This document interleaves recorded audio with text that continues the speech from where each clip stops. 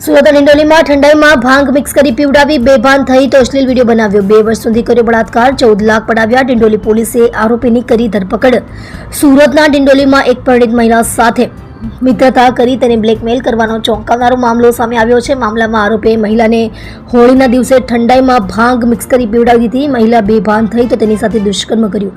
આ દરમિયાન આરોપીએ વિડીયો પણ બનાવી લીધો અને બાદમાં વિડીયો વાયરલ કરવાની ધમકી આપી મહિલાનું 2 વર્ષ સુધી શારીરિક શોષણ કર્યું હતું। આ મામલો સુરતના ડિંડોલીનો છે। એક પરિણીત મહિલાએ લગભગ 2.5 વર્ષ પહેલા ડિંડોલીના માધવ રેસિડેન્સમાં રહેતા પ્રવીણ રંજીતભાઈ પવાર સાથે મિત્રતા કરી હતી।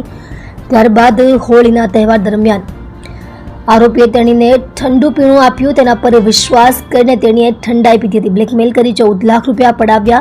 આરોપીએ મહિલાનું 2 વર્ષ સુધી શારીરિક શોષણ કર્યું। ત્યારબાદ તેણે મહિલા પાસેથી 14 લાખ રૂપિયા પડાવી લીધા, જેમાં 3,70,000 રૂપિયા રોકડા અને 10,30,000 રૂપિયાના ઘરેણા સામેલ છે। આ બ્લેકમેલિંગ દરમિયાન આરોપી મહિલાને વેસુ, વલથાડની હોટલ્સ અને દમણ લઈ જઈ શારીરિક સંબંધ બાંધતો રહ્યો, જેમાં પરિણીતાએ ફરિયાદ આપતા આરોપી પ્રવીણ રંજીતભાઈ પવારને ડિંડોલી પોલીસ દ્વારા ઝડપી પાડી બળાત્કારનો ગુનો દાખલ કરી જેલ હવાલે કર્યો છે।